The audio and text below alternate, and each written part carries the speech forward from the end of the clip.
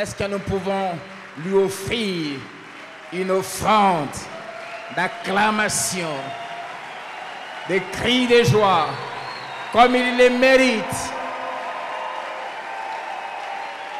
Alléluia. Merci Seigneur. Bonjour à tous. Est-ce que nous pouvons nous saluer?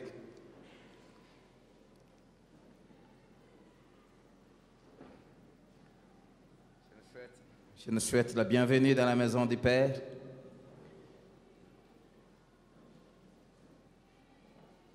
Et je prie qu'il nous parle, qu'il nous édifie ce matin. Matthieu chapitre 5, versets 17 à 19. Connaître et vivre selon les principes et les lois du royaume.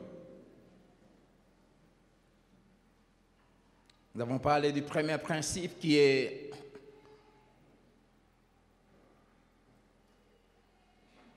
la finalité de tous ces principes que nous sommes en train d'étudier. Nous avons souhaité commencer par ça. Notre justice doit surpasser celle des pharisiens. Toutes ces lois nous sont données pour nous amener à avoir une justice qui est au-dessus de celle des religieux et des sans-dieu. Deuxièmement, nous avons parlé le dimanche passé que nous devons être la lumière du monde et le sel de la terre. Et aujourd'hui, nous continuons dans la même pensée du dimanche passé. Troisième loi, il faut vivre et être ce qu'on enseigne. Vivre ce qu'on enseigne. Être ce que la parole dit et non paraître. Vivre ce qu'on enseigne et être ce qu'on enseigne et non paraître.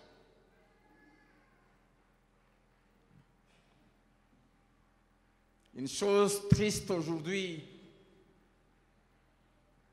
et qui constitue un grand obstacle au salut des païens, à la conversion de plusieurs de ceux qui nous entourent, qui ne connaissent pas Dieu, c'est que les chrétiens n'est pas ce qu'ils prêchent. Les chrétiens n'est pas ce qu'il dit. Nous paraissons plus que nous sommes. Mais Dieu veut que nous puissions, comme nous l'avons dit le dimanche passé, être la lettre de Christ. Une Bible ouverte. Je vais peut-être beaucoup revenir sur les choses que j'ai dites le dimanche passé.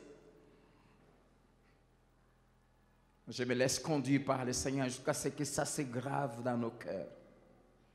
Et comme l'apôtre Paul dit, je ne me fatigue pas à vous dire les mêmes choses.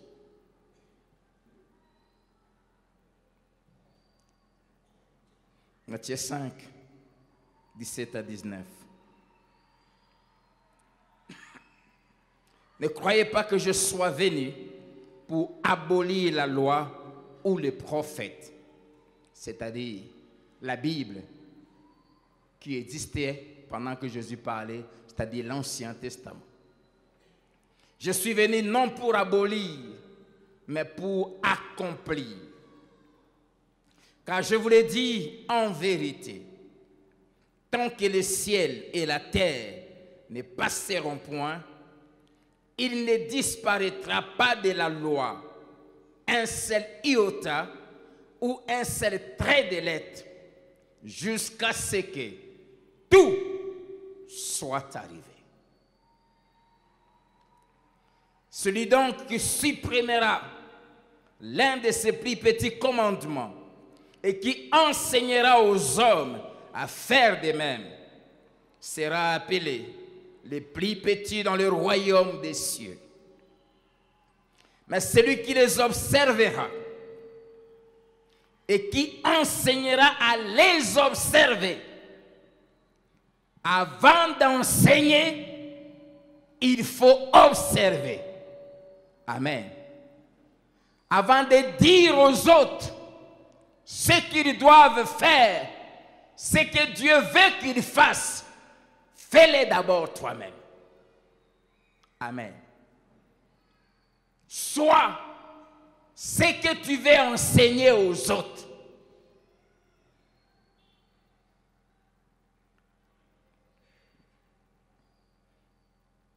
Celui qui les observera et qui enseignera à les observer, celui-là sera appelé grand dans le royaume des cieux. Remarquez ici qu'au ciel, nous entrons dès que nous acceptons Jésus. Mais nous n'aurons pas les mêmes positions au ciel. Il y en a qui seront plus petits. Il y en a qui seront moins importants, s'il faut dire ainsi. Et il y en a qui seront plus grands. Et ce qui détermine la position de gloire ou de grandeur que nous aurons là au ciel après avoir accepté Jésus, c'est l'observation de la parole de Dieu. C'est la mise en pratique quotidienne de la parole de Dieu. Et après avoir mis en pratique la parole, il faut aussi l'enseigner aux autres. Mais avant d'ouvrir ta bouche pour enseigner aux autres, il faut vivre les choses que tu veux les enseigner. Vous comprenez pourquoi l'apôtre Jacques interdit qu'il y ait beaucoup de prédicateurs dans l'Église. Toi qui rêves être pasteur, toi qui rêves être prophète, toi qui rêves être un grand homme de Dieu, toi qui as reçu des visions, toi qui as reçu des prophéties, que tu vas parler devant des foules, de 100 000 personnes, de 1 million de personnes, la première chose à faire, c'est de vivre chaque jour ce que tu te prépares à enseigner aux autres. Amen. Mais avant d'arriver là,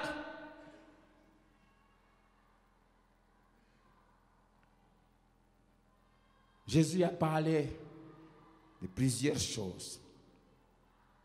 Nous devons manifester la vie de Christ. Et pour la manifester, pour vivre la parole, il faut retenir ça, croire d'abord à la parole.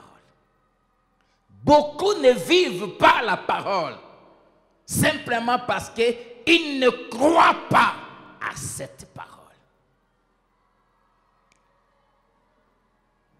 Beaucoup ne marchent pas dans la vérité, ne disent pas la vérité, parce qu'ils ne croient pas à la puissance qui est dans la vérité.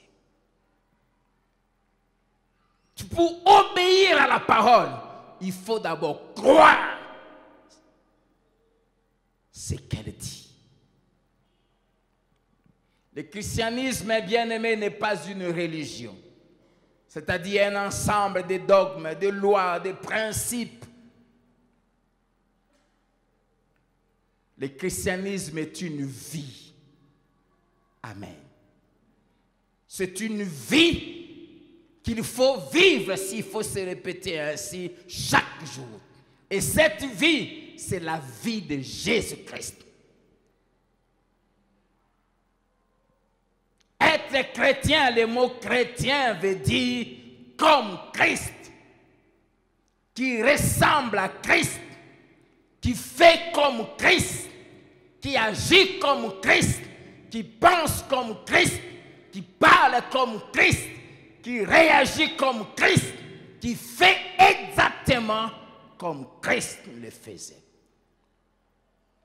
Et c'est en observant les disciples de l'époque que les habitants d'Antioche les ont appelés chrétiens, qui voulait dire comme Jésus. C'est ce que l'apôtre Paul dit dans Galates 2:20. Ce n'est plus moi qui vis, mais c'est Christ qui vit en moi. Actes 4, verset 13. Alors qu'ils étaient en train de se défendre, on les jugeait parce qu'ils ont guéri un boiteux de naissance. On les interrogeait.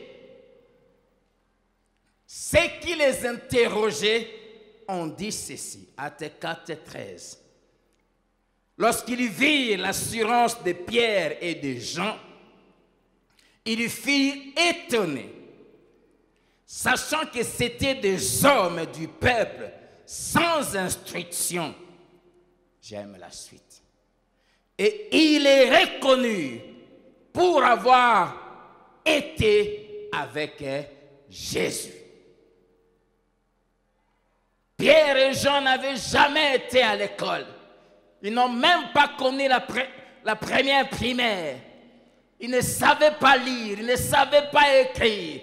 C'était des gens d'une basse classe. Mais ils avaient affaire aux gens qui, pendant 3 ans, ont eu des confrontations régulières avec Jésus. Et Jésus est mort. Et ils se retrouvent en face de Pierre et Jean. Mais quand Pierre et Jean parlaient, quand ils répondaient aux questions, l'éthique qu'ils avaient, les attitudes qu'ils avaient, l'assurance qu'ils avaient, le comportement qu'ils affichaient ne correspondaient pas avec, 1, les milliers dont ils sont sortis, 2, leur niveau d'études, 3, ce qu'ils manifestaient. Alors, les gens qui les interrogeaient, ayant eu beaucoup de confrontations avec Jésus, ils ont retrouvé dans Pierre et Jean les mêmes réponses, la même sagesse, la même autorité, la même assurance, la même puissance, la même paix que ce qu'ils trouvaient en Jésus quand il parlait avec lui. Amen. C'est parce qu'ils vivaient ce que Jésus vivait qu'ils avaient le droit de parler de Jésus. Amen. Qu'est-ce que les gens reconnaissent en vous? Cette vie de Jésus, quand on l'a là à l'intérieur, comme nous avons dit dans les dimanches passés, elle ne peut pas se cacher. Quand cette vie entre, comme Jésus a dit, une maison construite sur la montagne ne peut pas être cachée. Cette vie, quand on l'a, même quand on veut se faire passer de quelqu'un d'autre, c'est impossible. Matthieu 26, versets 71 à 73, ou 71 à 73. Alors qu'il suivait son maître de loin, il est arrivé là où on était en train de juger Jésus.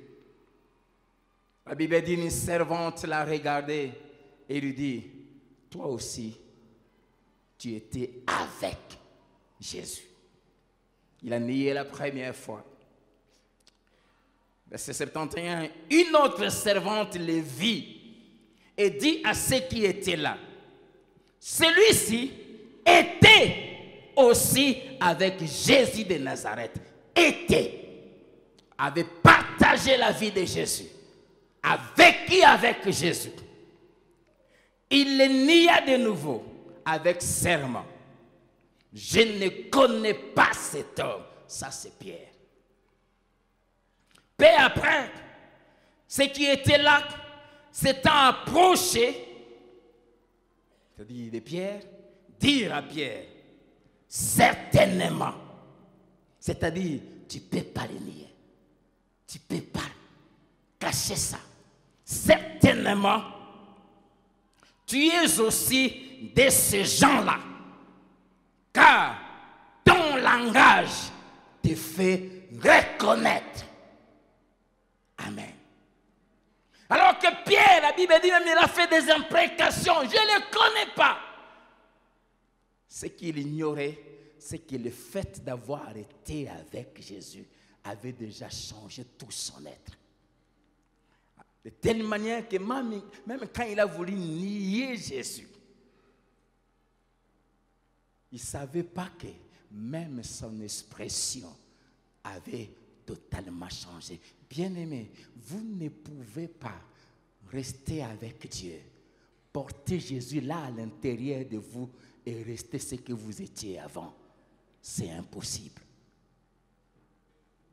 Ça change tout, même les langages. La manière de s'exprimer de Pierre avait totalement changé.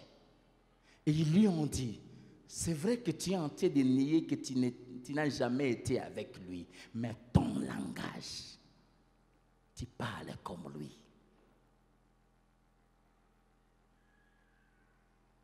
Tu parles exactement comme lui. Il est impossible de rencontrer Jésus, de le fréquenter et ne pas être influencé par lui. Par quoi on te reconnaît? Quand tu parles, on te reconnaît comme l'enfant de qui?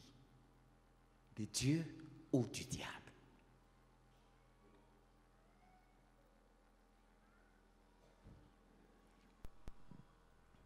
Ton langage va te permettre qu'on reconnaisse qui tu es. Ton accoutrement, ton comportement, ton caractère, tes réactions, ton style de vie.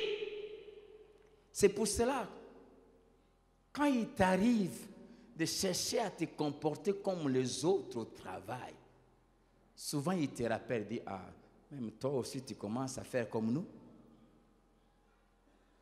Ça vous est jamais arrivé? Hein? Parce qu'ils reconnaissent que depuis que tu as fréquenté cet homme, tu n'es plus le même. Et quand tu veux les imiter, ils constatent que tu commences à trahir ta race. Comme Asaph le disait, quand j'ai voulu parler comme eux, j'ai constaté que j'allais trahir ta race. Ce n'est pas bien quand le païen te rappelle qui tu es. Amen. Jésus a dit dans Jean 14, verset 23, Jean 14, 23,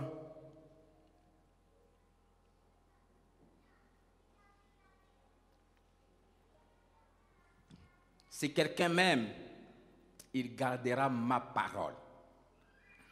Et mon Père l'aimera. Nous viendrons à lui. Et nous ferons notre demeure chez lui. Dès que tu crois à la parole, tu acceptes la parole, le Père, le Fils, par le Saint-Esprit viennent habiter en toi, chez toi, dans ta vie. Et quand Dieu vient vivre dans ta vie, ça se voit.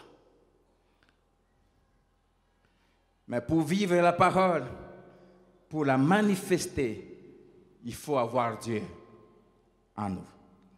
Et pour avoir Dieu en nous, il faut écouter la parole.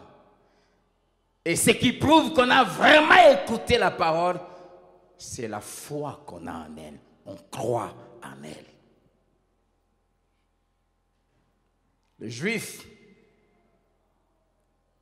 qui ont vécu avec Jésus 3 ans et demi, qui allaient tous les sabbats au temple écouter la parole, ils n'y croyaient pas. Jean 8, verset 47, Jésus leur dit, celui qui est de Dieu écoute les paroles de Dieu. Vous n'écoutez pas parce que vous n'êtes pas de Dieu. Amen. Celui qui est de Dieu, celui qui a donné sa vie à Jésus, écoute la parole, croit à la parole. Et Jésus leur dit, vous n'écoutez pas, vous ne croyez pas parce que vous n'êtes pas de Dieu. Et si vous continuez la lecture de ce passage dans les discussions, ils vont dire à Jésus, Dieu notre Père. Jésus va leur dire, si Dieu était votre Père, vous allez m'écouter. Pourquoi vous ne comprenez pas mon langage? Celui qui est de Dieu, qui appartient à Dieu, écoute la parole. Et non seulement il écoute, il croit à la parole. Et non seulement il croit, il la vit. Voilà ce qui prouve qu'on est de Dieu. Et parce qu'il la vit, quand il ouvre sa bouche pour parler, on l'écoute. Amen. Sachez que si vous ne vivez pas la parole, les gens ne vous écouteront pas.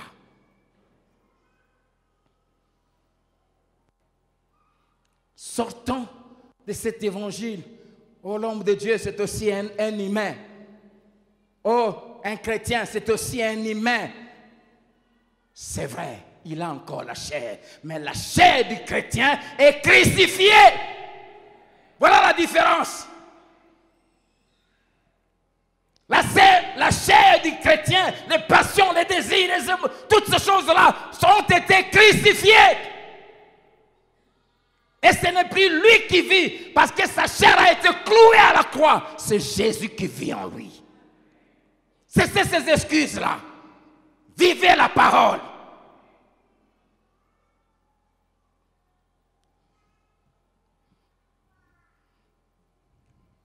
Non seulement il écoute, mais il croit. Et j'aime ce que Jésus dit à cet homme de Dieu qui était venu vers lui pour lui dire, viens vite chez moi, ma fille est à l'extrémité, elle est en train de mourir. Et Jésus dit, je viens, je vais la guérir. Mais il a traîné, d'autres choses sont arrivées, et on est venu lui dire, ta fille est morte. Arrête, ça ne vaut plus la peine d'importuner le maître. Jésus se retourne vers lui, il lui dit deux choses. Un, ne crains point. Deux, il dit, crois seulement. Un des problèmes, nous passons tout notre temps à discuter, à chercher. Jésus nous dit, crois seulement. Amen. Apprends à croire à la parole.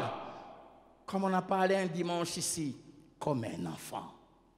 L'enfant croit, sans chercher à trop comprendre ce que son père lui dit. Amen. J'ai toujours été étonné comment les enfants croient plus à leurs enseignants qu'en nous. Le maître a dit, papa, le maître a dit, crois.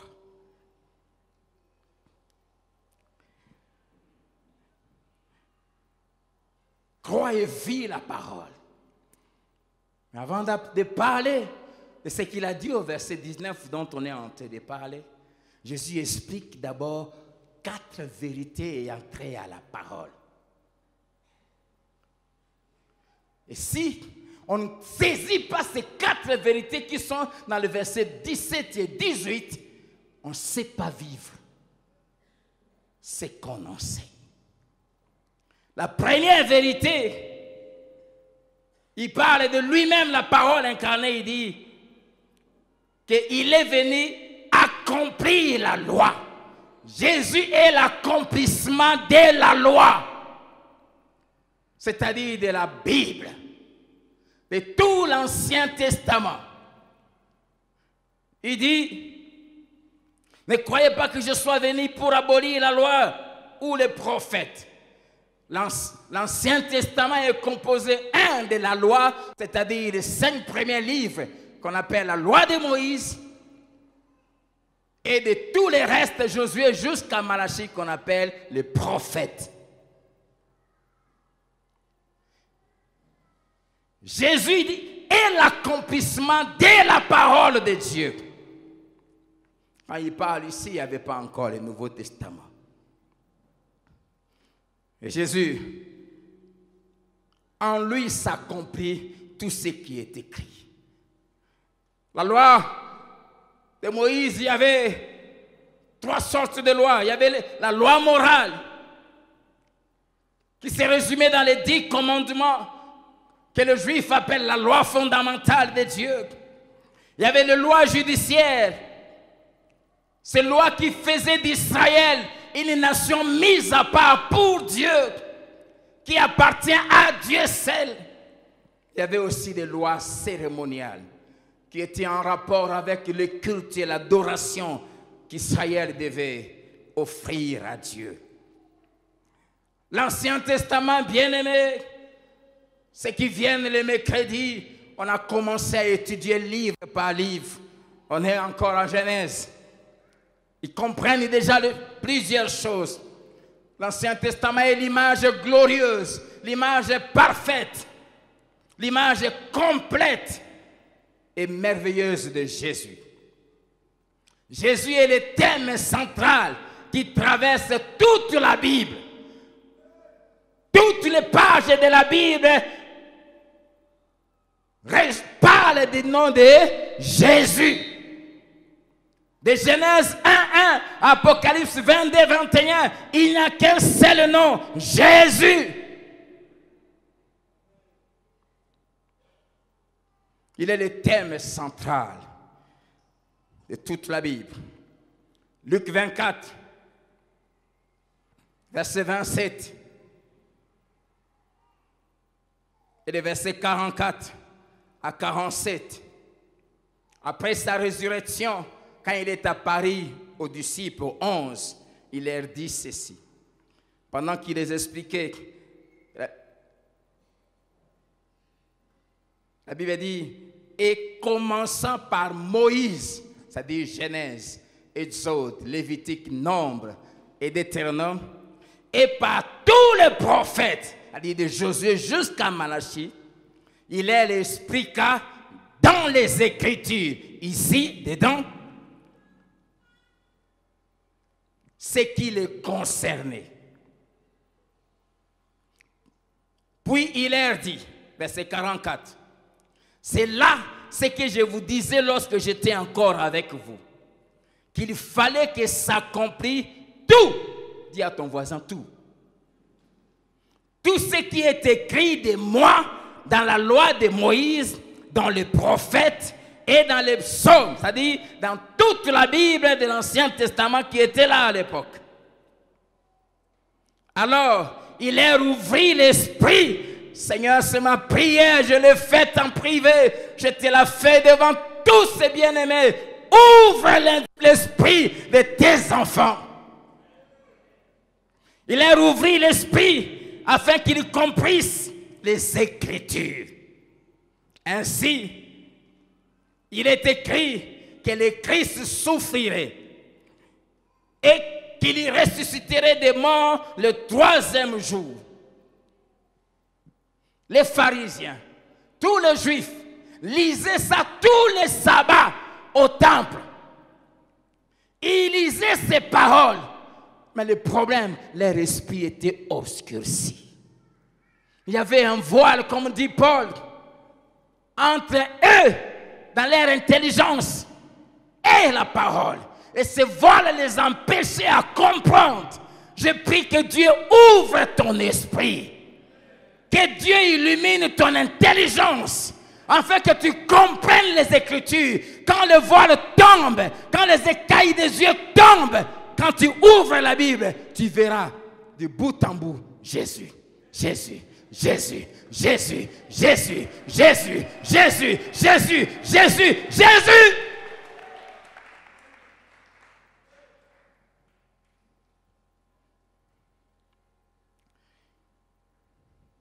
Il dit, il est écrit que le Christ souffrirait. Il lisait ça. Mais quand on a arrêté Jésus, on l'a crucifié, tous ils ont fui. Ils ont perdu espoir. Alors qu'ils lisaient ça. Quand vous lisez le psaume 22, c'est tellement clair.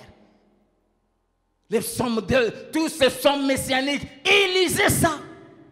Ils lisaient Ésaïe. Ça faisait partie des prophètes que les Juifs aimaient beaucoup lire. Et quand Jésus, au début de son ministère, il va dans sa ville natale, là où il a grandi, il va au temple, à la synagogue. On lui demande de faire la lecture. Il est allé, il a pris le livre d'Ésaïe. Il est allé Ésaïe 61. L'Esprit du Seigneur est sur moi. Et il m'a oint. Et il m'a envoyé pour guérir, pour annoncer la bonne nouvelle, pour guérir les cœurs brisés, pour renvoyer libres les opprimés. Il lit, et puis il ferme la Bible. Il s'est arrêté dans la phrase où, pour annoncer une année de grâce. Quand vous allez dans Ésaïe, après année de grâce, il y a virgule. Et pour proclamer le jugement qui est écrit, il n'a pas parlé de ça.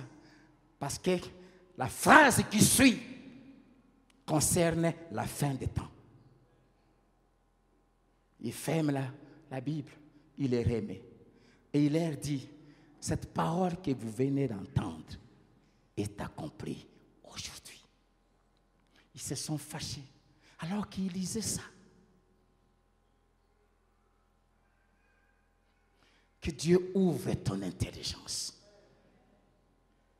Tu verras la beauté. La Bible dit, si notre évangile est voilé, il est voilé pour les incrédules, dont le Dieu de ce siècle a aveuglé l'intelligence afin qu'ils ne puissent pas voir la gloire de l'évangile de Christ, qui est l'image. Il y a une gloire,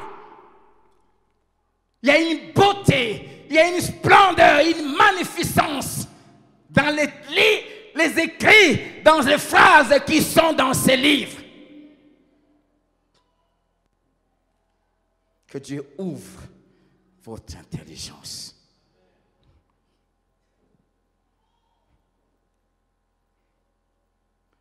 Les disciples, non seulement qu'ils lisaient, mais Jésus leur a parlé plusieurs fois qu'il devait mourir à la croix, qu'il devait souffrir, mais ils s'oubliaient.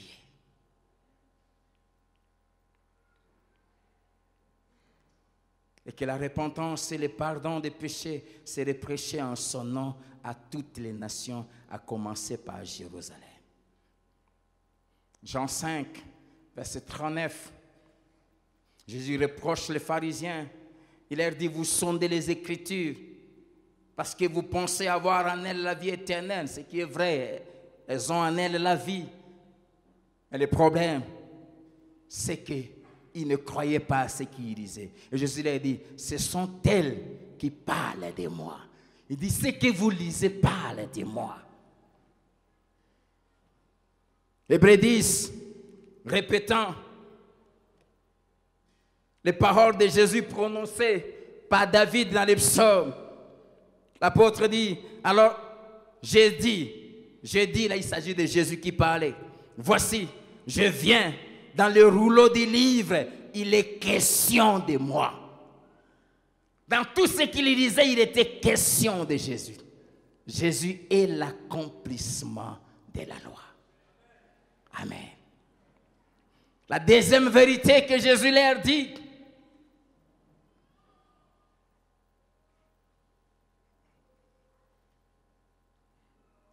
il leur dit, parce que tout ce que vous lisez parle de moi, alors je suis venu, pas pour abolir, mais pour accomplir. Il leur dit que ma présence sur terre, c'est l'accomplissement de la loi que vous lisez. Le verbe abolir, en grec veut dire renverser, détruire, démolir, jeter à terre, effacer complètement. Ça fait allusion à une action de faire échouer de rendre inutile, d'annuler. Jésus dit, je ne suis pas venu annuler la loi. Je ne suis pas venu diminuer sa valeur. Je ne suis pas venu faire échouer son action, diminuer son efficacité. Non. Et pourquoi il a dit ça?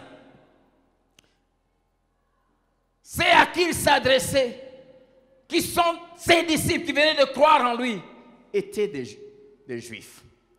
Et le problème que Jésus avait avec les Juifs, principalement des pharisiens, nous en avons parlé il y a 2 ou 3 dimanches plutôt, c'est que les Juifs, au lieu de se contenter seulement de la loi, ils ont ajouté à la loi les traditions.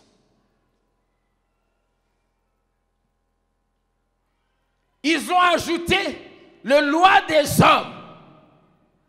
Et ils avaient tout le temps à faire avec Jésus. Parce que Jésus et ses disciples ne respectaient pas les traditions. Et pire encore, ils avaient fait de leurs traditions la loi de Dieu. Au point qu'ils obéissaient plus à leurs traditions qu'à la loi de Dieu. Ils avaient remplacé la parole de Dieu à leurs traditions. Et ce qui est triste à l'église encore aujourd'hui, vous trouvez des gens qui sont à l'église, mais qui sont toujours attachés aux coutumes de leur famille, aux traditions de leur tribu. Et c'est ce qui caractérise les sectes et toutes ces religions qui sont sorties de la parole de Dieu. Chrétiens, restez dans la parole. Pour cela, Jésus a dit, n'ajoutez pas et ne retranchez pas la tradition. Par exemple, ils ont dénaturé le sens du sabbat. Et ils ont eu des problèmes avec Jésus tous les jours à cause des problèmes du sabbat. Parce que Jésus opérait beaucoup de miracles le jour du sabbat. Et ça se comprend parce que le sabbat, c'était le jour où tous les Juifs allaient dans la maison de Dieu. Et c'est là qu'il devait se révéler aux gens. Jean chapitre 9, verset 16. Il est écrit, sur quoi quelques-uns des pharisiens dirent, cet homme ne vient pas de Dieu parce qu'il n'observe pas les sabbats. Et pourquoi ils ont dit ça? Parce que Jésus avait guéri cet aveugle-né le jour du sabbat. Et quand ils ont rencontré cet homme, ils ont dit, qui t'a guéri? Jésus. Et ils ont dit, cet homme ne vient pas de Dieu. Pourquoi? Parce qu'il n'observe pas le sabbat. Bien-aimés, l'essence de l'observation du sabbat avait visé une seule chose, la sainteté de Dieu, que le peuple de Dieu devait magnifier et célébrer. Amen. Dieu avait sanctifié ce jour. Il avait mis à part. Le sabbat voulait dire la sainteté de Dieu et non l'inactivité. C'était un jour où l'homme devait détourner son attention de ses occupations quotidiennes pour la focaliser sur Dieu et Dieu seul et l'adorer. Travailler son intimité avec lui et jouir de la justice de Dieu. Et Jésus leur disait que le sabbat était fait pour l'homme et non l'homme pour le sabbat. Même eux-mêmes n'honoraient pas le sabbat. Parce que quand Jésus entre dans la synagogue et il voit quelqu'un qui avait un problème dans son bras, il appelle la personne, il le met au milieu et il leur pose la question, est-il permis le jour du sabbat de faire du bien ou de faire le mal? De guérir quelqu'un ou de le laisser comme ça? Ils ont gardé le silence. Et Jésus leur a dit, hypocrite. Il dit, vous, le jour du sabbat, quand votre brebis tombe dans un trou, vous allez dans le trou pour le faire sortir. Le jour du sabbat. Et vous trouvez anormal que moi, je puisse guérir quelqu'un que Satan a tenu esclave pendant 18 ans.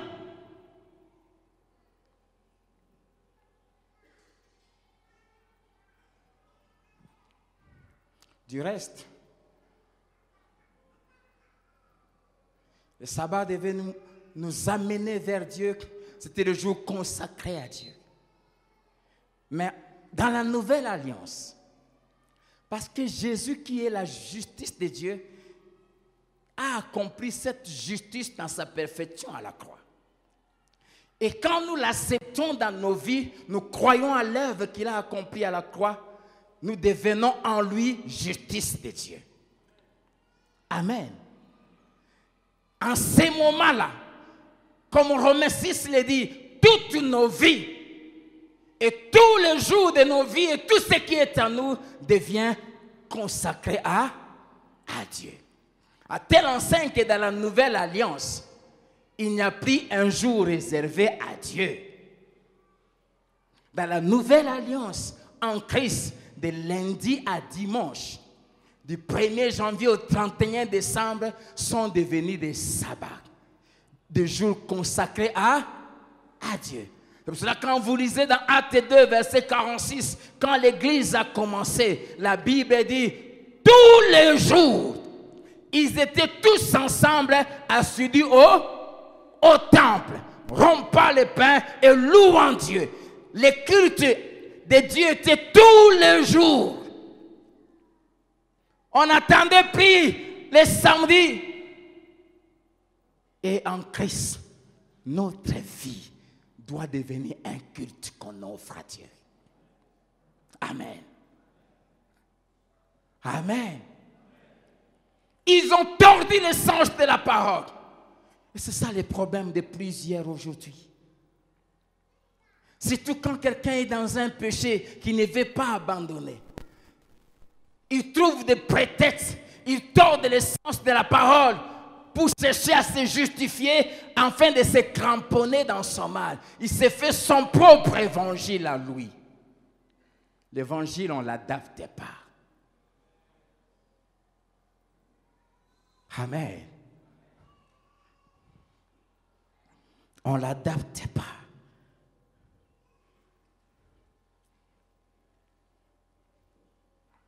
Jésus n'est pas venu abolir la loi, il est venu l'accomplir.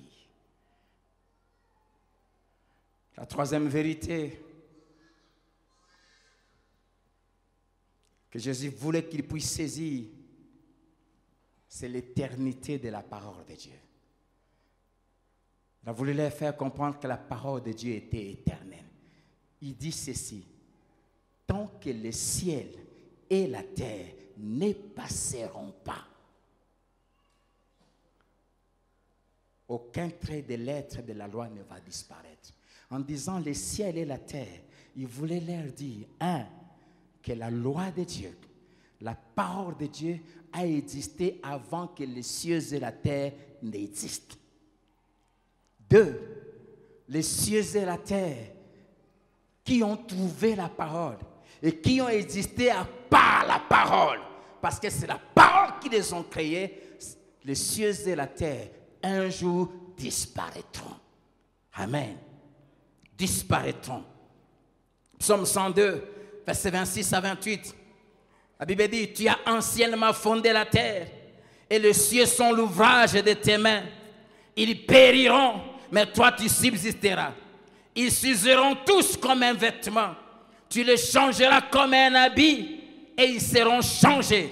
Mais toi, tu restes le même et tes années ne finiront jamais. Amen. Les paroles de Dieu sont éternelles. Matthieu 24, verset 35. Jésus dit, les ciels et la terre passeront, mais mes paroles ne passeront point. Bien-aimés, la parole de Dieu transcende les générations. La parole de Dieu est la même pour toutes les générations. Vous tous qui parlez de la modernité, la parole, on ne l'adapte pas selon les époques. Oh, le monde a évolué, le monde n'a pas évolué. Le monde est corrompu, il vit dans les ténèbres et il va tous les jours dans le mal. On adapte par la parole. On croit en elle et on la vit. Alléluia. La parole de Dieu ne vieillit jamais. La parole de Dieu n'a jamais perdu son efficacité. Beaucoup disent, ce vieux livre qui date de milliers d'années n'est plus adapté à notre temps. C'est cette parole qui te fait vivre. Même quand tu ne crois pas en elle, la Bible dit, elle soutient toute la création, toi y compris. Amen. Que Dieu ouvre ton intelligence. Premièrement, la parole de Dieu est puissante. Hébreux 4, verset 12. Car la parole de Dieu est vivante et efficace, plus tranchante qu'une épée quelconque à deux tranchants, pénétrante jusqu'à partager âme et esprit, jointure et moelle. Elle juge les sentiments et les pensées du cœur. Elle est puissante. La parole de Dieu est puissante. Pendant que je parle ici, vos cœurs sont secoués. Deuxièmement, la parole de Dieu est un feu. Elle consume toutes les saletés, tout ce qui est impur dans nos vies. Elle est aussi un marteau. Même si un cœur est dur, la parole de Dieu sait tailler ce cœur, le fondre. Alléluia. Jérémie 23, verset 29. Dieu dit, ma parole n'est-elle pas comme un feu, dit l'Éternel, et comme un marteau qui brise le roc. Troisièmement, la parole de Dieu est une épée. Une épée devant laquelle aucun ennemi, aucune puissance ne peut résister. Ephésiens 6, 17. Prenez l'épée de l'esprit qui est la parole de Dieu. Oh, tu es souvent vaincu parce que tu ne te sers pas de la parole.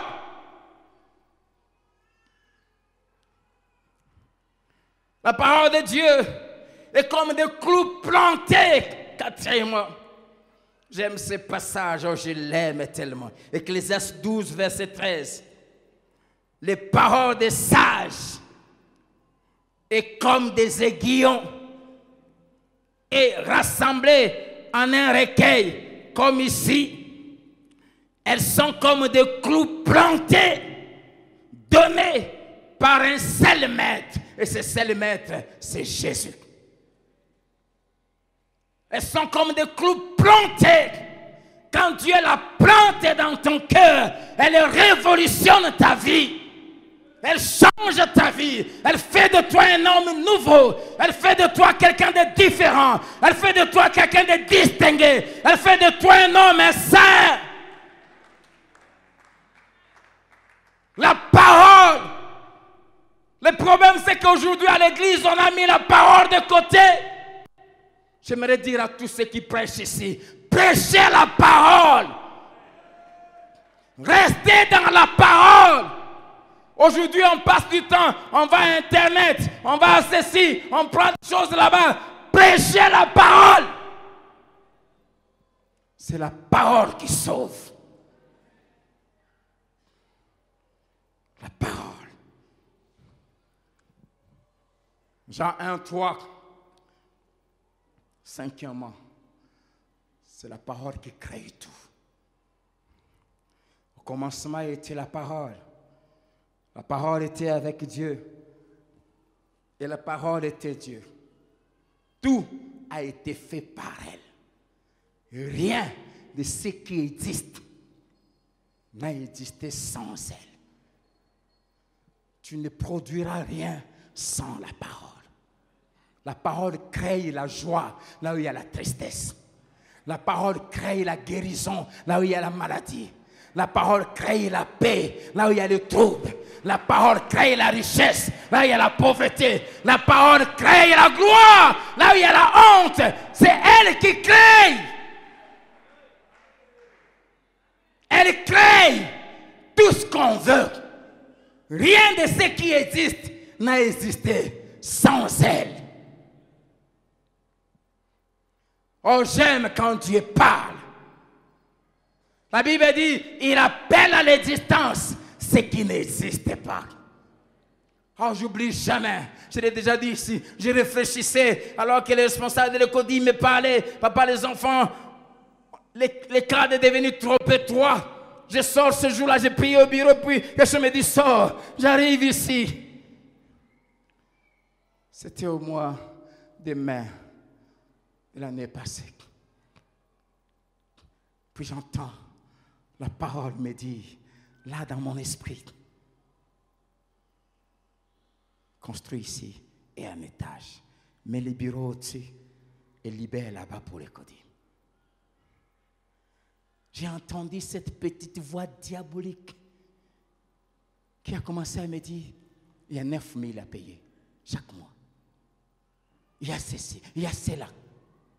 Un étage. Toi-même, tu as déjà construit une maison en étage. Tu sais que ça coûte. La parole crée. Tournez derrière. Voici ce que la parole a créé. Tout commence par la parole. Au commencement était la parole. Avant de faire quelque chose, rassure-toi que tu as entendu la parole. Quand la parole te dit de faire quelque chose, sache que la chose existe déjà.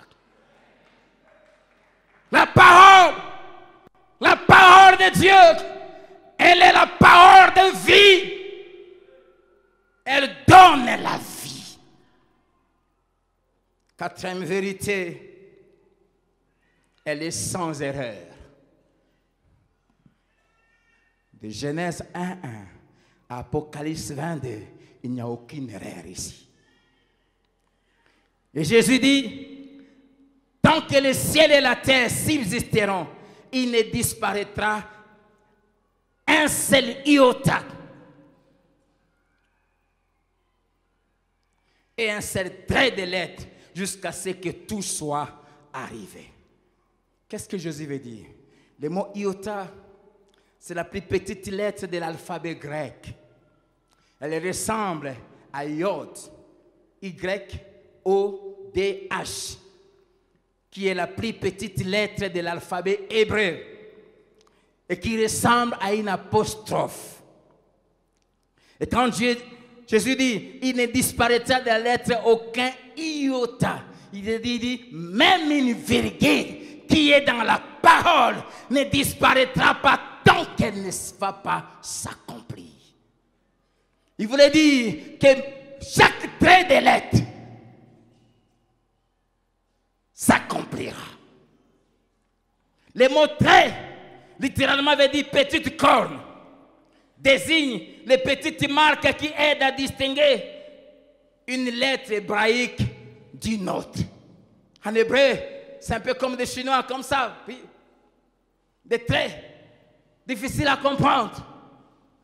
Et il veut dire, chaque trait de lettre, ça fait ça. Tout ça, c'est la parole.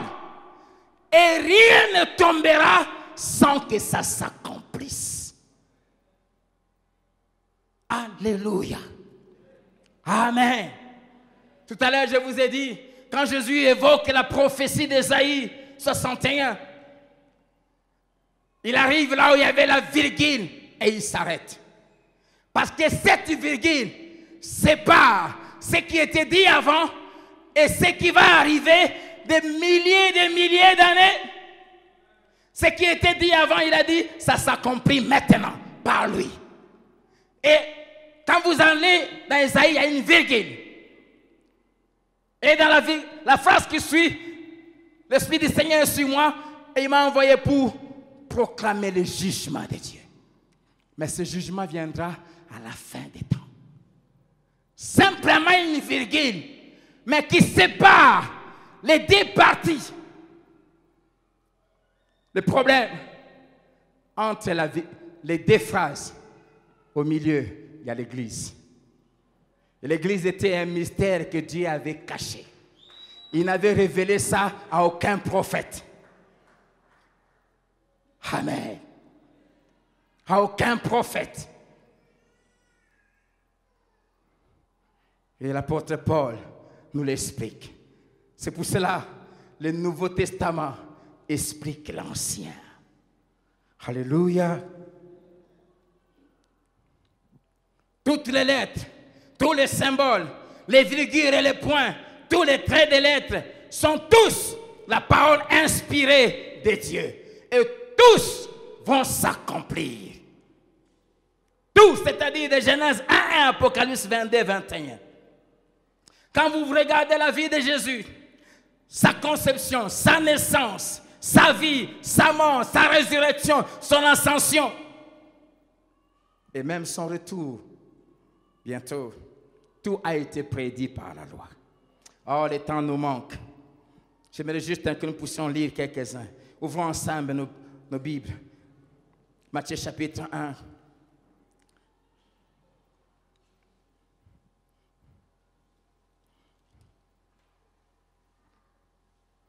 Verset 21 à 23, l'ange dit à Joseph, qui hésitait de prendre Marie parce qu'elle était tombée grosse, elle enfantera un fils et tu lui donneras le nom de Jésus, celui qui sauvera son peuple de ses péchés.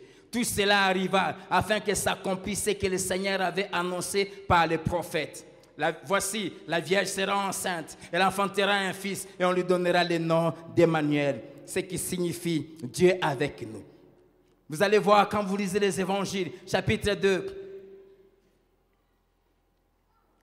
cette phrase qui revient, ceci est arrivé, ceci est arrivé, ceci est arrivé. Toute la vie de Jésus, vous verrez toujours, ceci est arrivé. Ce que j'aime, même à la croix,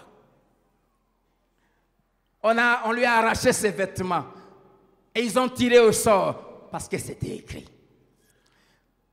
En Jean 19, avant de rendre l'âme, la Bible dit Jésus, qui savait que tout était accompli, dit afin que l'écriture soit accomplie. Il restait une autre chose à faire. Il dit j'ai soif. La Bible dit, ces militaires ont couru, sont allés prendre du vinaigre pour venir le donner. La Bible dit, ceci est arrivé afin que s'accomplisse ce qui était dit. Tout est accompli. Tout est écrit. Alléluia. Il a tout accompli. Et même les choses qui ne sont pas encore arrivées, bientôt il va les accomplir. Nous attendons son retour. Oh, la trompette va bientôt sonner. Ce n'est pas des illusions, ce n'est pas des rêveries, ce n'est pas de n'importe quoi. C'est la vérité. Jésus vient bientôt. Et Jésus a dit, comme ça s'est passé au temps de Noé, les gens se mariaient les enfants, ils se moquaient jusqu'à ce que Noé entre dans l'arche et que ça se ferme. Il en sera ainsi à l'avènement du Fils de l'homme. Réjouis-toi, continue à boire, va, prends femme à femme, vis dans la corruption, achète des maisons, vole, tue. Mais sache que la trompette va bientôt sonner. Jeune homme, tu dis, je suis encore jeune, je vais un peu faire la vie, ce jour de Dieu-là, je le verrai. Il est écrit, Dieu t'appellera en jugement. Nous savons de quoi nous parlons. La parole est la vérité. On ne joue pas frère. Je n'ai pas laissé ma famille venir ici pour venir jouer. Je suis venu ici parce que je crois à ce qui est écrit ici. Ici, il y a la vie. Ici, il y a la vie. Je ne suis pas fou. J'ai donné ma vie à Jésus très tôt. Je me suis privé de tout parce que j'avais cru à la parole. Je n'ai pas touché aux femmes parce que je savais que ce qu'elle dit, c'est la vérité. Oh, c'est avec qui on a grandi, c'est moqué de moi. Une fille qui me demandait de coucher avec elle m'a dit un jour aux Ambois Copar, je lui ai dit, je sais qui je suis. Elle est morte de sida. Nous ne jouons pas, nous croyons à la parole. Elle est la vie. En elle, il y a la vie. En elle, il y a la joie. En elle, il y a la paix. En elle, il y a l'argent. En elle, il y a le succès. En elle, il y a la réussite. En elle, il y a le bonheur.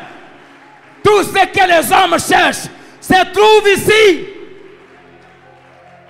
Croyez à la parole. Elle est la vérité. Elle est la vérité. Alors, après avoir dit ces 4 choses, Jésus dit,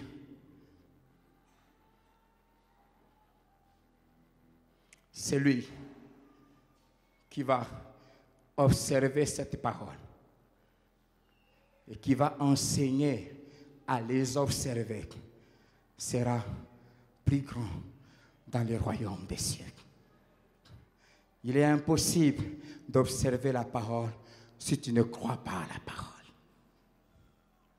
Et pour les amener à croire, il les a expliqué ces 4 choses. Que la parole est la vie, que la parole ne passera pas. Si un jour Dieu t'a dit quelque chose, la chose s'accomplira. La chose arrivera. La chose arrivera. La chose arrivera. La chose arrivera. Il n'est pas un homme pour mentir, ni fils d'un homme pour se repentir. Ce qu'il dit, il le fera. Car la parole est la vérité. Tu ne vis pas la parole de Dieu parce que tu ne crois pas en elle. Je le dis souvent ici, si tu croyais que Dieu pourvoit aux besoins de ses enfants, tu ne vivais pas dans la corruption. Si tu savais que Dieu pourvoit à nos besoins, pas selon notre salaire, mais selon sa richesse, tu serais intègre. Si tu croyais les dégâts que la Bible parle, que l'adultère crée, tu ne la commettrais jamais. Nous posons des actes qui vont à l'encontre de la parole parce que nous croyons par ce qu'elle dit. Mais tous les jours, nous vivons les conséquences. Amen. Il a dit à l'homme, tu es poussière, tu retourneras dans la poussière. Et ceux qui croient à la parole, et ceux qui la nient, et ceux qui la refusent, vivent cette parole. Qu'il soit président, qu'il soit roi, qu'il soit savant, qu'il soit qui, qu'il soit sorcier, il finit par quoi? Retourner dans la poussière. Ne fût-ce que ça t'aide à croire. Alors, 1, croyez la parole. 2, utilisez la parole tous les jours dans vos vies, dans vos combats. Faites comme Jésus. Il est écrit. Arrêtez ces histoires.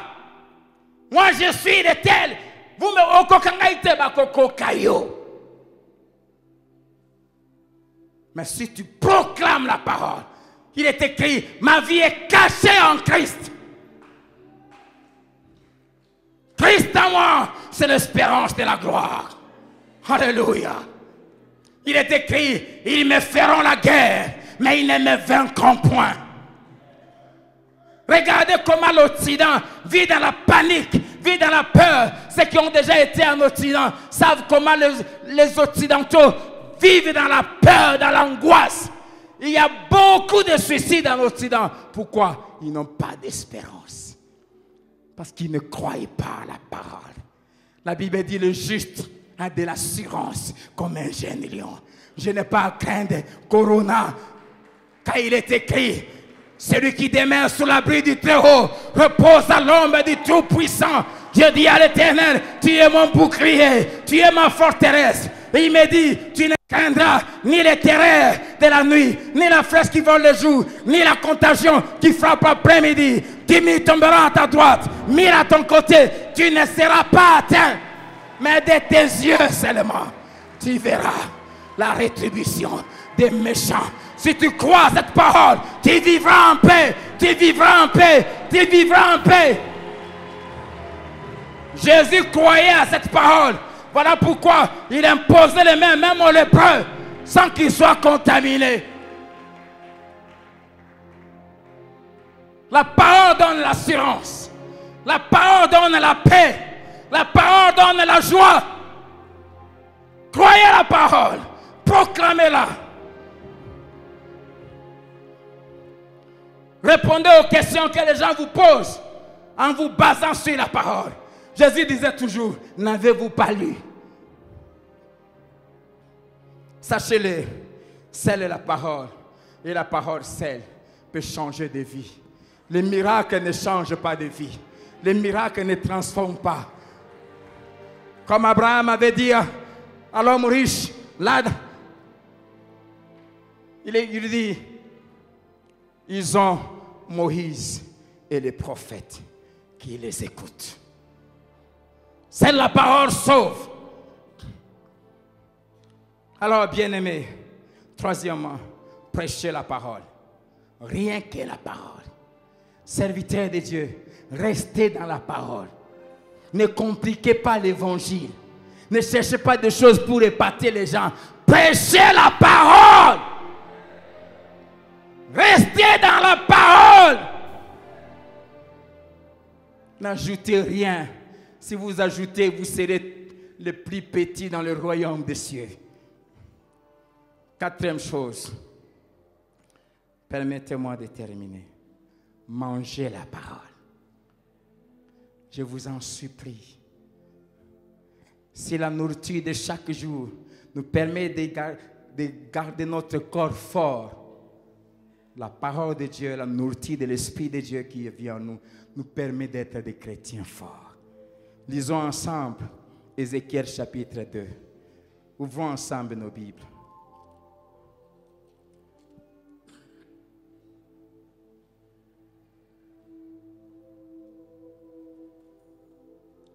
Ézéchiel 2,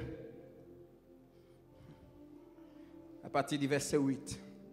Alors que Dieu l'a envoyé au milieu d'un peuple rebelle, ce qui va te préserver de la corruption de ce monde, ce qui va t'empêcher de ne pas faire comme monsieur tout le monde, c'est la parole de Dieu si elle remplit ton cœur. Dieu avertit son serviteur qu'il envoie au milieu d'une race méchante, que Dieu même qualifie de scorpions, de ronces et des épines. Il lui dit, et toi, fils de l'homme, écoute ce que je vais te dire. Ne sois pas rebelle comme cette famille de rebelles. Ouvre ta bouche et mange ce que je te donnerai. J'ai regardé et voici, une main était étendue vers moi et elle tenait un livre en rouleau, c'est-à-dire la Bible. Il est déployé devant moi et il était écrit en dedans et en dehors. Des lamentations, des plaintes et des gémissements y étaient écrits. Il me dit, verset chapitre 3, Fils de l'homme, mange ce que tu trouves, mange ce rouleau et va, parle à la maison d'Israël. J'ouvris la bouche et il me fit manger ce rouleau. Il me dit, Fils de l'homme, nourris ton ventre et remplis tes entrailles de ce rouleau que je te donne. Je l'ai mangé et il fit dans ma bouche doux comme du miel. Amen. Mange la parole. Quand tu manges la parole, la première chose qu'elle fait, elle sanctifie ta vie. Elle te transforme toi-même. Elle imprime en toi la vie de Christ. Et quand la vie de Christ s'est imprimée en toi, tu commences à manifester cette vie. En ce moment-là, tu remplis la condition que Jésus donne, qui t'autorise maintenant d'ouvrir ta bouche pour parler aux autres. Amen. Et il dit, mange ce rouleau et va et parle à cette famille rebelle. Pourquoi? Parce que ce rouleau-là change lui-même et lui a donné la puissance et la capacité de vivre au milieu de ces gens mauvais sans qu'ils puissent l'influencer. Et qu'il constate qu'il était différent. Et en ce moment-là, il est devenu crédible pour qu'on l'écoute. Mangez la parole. Psaume 1, verset 1 à 2. Heureux l'homme qui ne marche pas selon le conseil des méchants. Qui dit conseil dit parole, n'est-ce pas? Qui ne mange pas le conseil des hommes. Et surtout des hommes mauvais. Qui ne s'arrête pas sur la voie des pécheurs. Et qui ne s'assied pas en compagnie des moqueurs. Mais qui trouve son plaisir dans la loi de l'Éternel. Et qui la médite, qui la mange nuit et jour. La Bible dit, il est comme un arbre planté près d'un courant d'eau. Son feuillage est toujours vert. Il porte toujours des fruits à sa saison. J'aime tout ce qu'il fait. Récit. Le chrétien est appelé à ne jamais échouer. L'échec ne fait pas partie de notre lot. Mais la réussite se trouve où? Dans la parole. Josué 1:8. Alors que Dieu lui donne une mission, conquérir une terre qui était occupée par des fils d'Anak. Il lui dit que ces livres de la loi ne s'éloignent point d'État. Pourquoi nous échouons? Parce que la parole ne sort pas de nos bouches quand nous parlons. Pourquoi nos prières sont faibles, pauvres et inefficaces? Parce qu'elles ne sont pas appuyées par la parole. Médite-les jour et nuit. Conforme ta vie à ce qui est écrit. C'est alors que tu réussiras dans quelques-unes de tes entreprises. C'est ça? C'est alors que tu réussiras dans toutes tes entreprises. C'est alors que tu auras du succès dans tout ce que tu entreprendras. Pourquoi tu échoues? Pourquoi tu fais des faillites? C'est parce que tu n'as pas la parole dans les lèvres. La parole. Mangez la parole. Qu'est-ce que la parole fait? Elle nous rend purs. Jean 15:3. Déjà vous êtes purs à cause de la parole que je vous ai annoncée. Deuxièmement, elle sanctifie. Jean 17:17. Sanctifie-les par ta parole. Ta parole est la vérité. Je m'arrête par la troisième chose. Elle guérit. La parole guérit. Elle guérit toute maladie. Elle guérit toute infirmité. Elle guérit les maladies physiques, psychologiques, émotionnelles, morales, spirituelles. Elle guérit. Psaume 107, verset 20. Alors pour conclure, Colossiens 3, versets 16 à 17. Résume ce que nous venons de dire. Colossiens 3, 16 à 17. Que la parole de Christ habite parmi vous abondamment. Pas en petite quantité, mais abondamment. Instruisez-vous et exhortez-vous les uns les autres en toute sagesse, par des psaumes, par des hymnes, par des cantiques spirituels, chantant à Dieu dans vos cœurs sous l'inspiration de la grâce. Et quoi que vous fassiez, en parole ou en œuvre, faites tout au nom du Seigneur Jésus, en rendant par lui des actions de grâce à Dieu le Père. 3 vérités dans ces versets. Premièrement, croire à la parole. 2, se nourrir de cette parole. Qu'elle habite en vous abondamment. Que tu trouves ton plaisir en elle. Que tu la manges jusqu'à en faire l'excès. C'est le seul excès qui ne nuit pas. Et quand elle remplit la vie de quelqu'un, cette parole rend cette personne capable, de s'instruire lui-même sur les choses de Dieu et d'instruire les autres. Amen. Cette parole fait de lui un instrument de bénédiction. Il commence à édifier les autres. Il édifie les autres comment? Il les exhorte comment? Par des louanges. Sa vie est une adoration. Par des cantiques. C'est un homme qui est toujours joyeux. Il est toujours souriant. C'est une femme qui déborde d'actions de grâce. On n'entend pas de plaintes dans sa bouche. On n'entend pas de lamentations. On n'entend pas des paroles, je ne sais pas. Le bien elle parle toujours de la part de Dieu. Il est plein de sagesse. Sa vie est une vie d'adoration. Pourquoi? Parce que cette parole fait que le Saint-Esprit puisse déposer en lui une inspiration permanente. Verset 17 nous montre le comportement dans la vie courante dans la société de cet homme. Tout ce qu'il fait, il le fait au nom de Jésus-Christ. Qu'est-ce que cela veut dire? Il le fait en conformité avec la volonté de Dieu.